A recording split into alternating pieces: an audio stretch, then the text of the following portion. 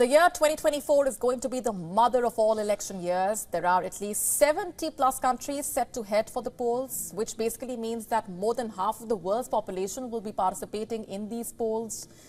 I repeat, 70 countries with a total of more than 3.7 billion inhabitants plan to hold presidential or legislative elections. And out of that, there are 15 African nations, 9 American, 11 Asian nations, 22 European nations, 4 countries in Oceania. As each country prepares for electoral battles, let's just take you through the ABC of these elections. For the unversed, A here signifies an actual democracy, B signifies a bogus democracy, and C signifies a chaotic democracy. Why is this metric needed? So that we understand where elections will be fair, where they will be influenced, and where they will be a total sham. So it's important for us to make that distinction because these elections will essentially shape a new world order. Let's just start off with the actual democracies. To start with, the world's greatest superpower, United States, will be going to the polls. The election is scheduled to be held in November 2024, remember. All 435 seats of the U.S. House of Representatives, 34 of the 100 seats in the U.S. Senate will be contested. The list of candidates is quite long, but the biggest fight remains between incumbent President Joe Biden and former U.S. President Donald Trump. Next on the list of actual democracies is the world's most populous country.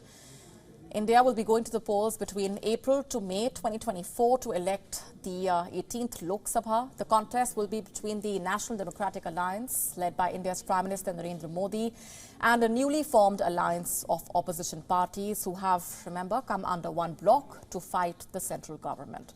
Next on the list is Taiwan. It may not have the largest population or economy, but Taiwan is extremely geopolitically relevant. After all, it has a complex political system full of nuances regarding its relationship with Beijing. But there is a fairly clear dilemma. A victory for the party that is in favor of seeking better relations with Beijing, that will be crucial to watch out for. Next, we have Ukraine. It's also going to the polls in the year 2024. But given the war and the martial law, it's likely that the vote will be postponed. But there are relevant voices in the U.S., a country that is fundamental for government in Kiev, about holding the elections on time. And if we speak of bogus democracies, Pakistan will also be going to the polls in the year 2024, a country which is plagued by a serious economic crisis and high political tensions. In recent months, in fact, it has witnessed arrests and attempted assassinations of political leaders. Plus, the comeback of an exiled leader, Nawaz Sharif. He plans to rule the country once again, as former Prime Minister Imran Khan languishes in jail. Whatever be the case, the elections in Pakistan are going to be bogus because at the end of the day, it is the Pakistan army which installs leaders to power. And speaking of chaotic democracies, South Sudan, a country mired by conflict, so much so that the UN mission there has warned that South Sudan is in no position to hold free, fair or secure elections, which are slated for December next year. And that's mainly because of the prevailing humanitarian and economic situation, plus the fragile political environment. These are just a few examples on that list. There are many more, of course, many more countries going to the polls with many more domestic challenges.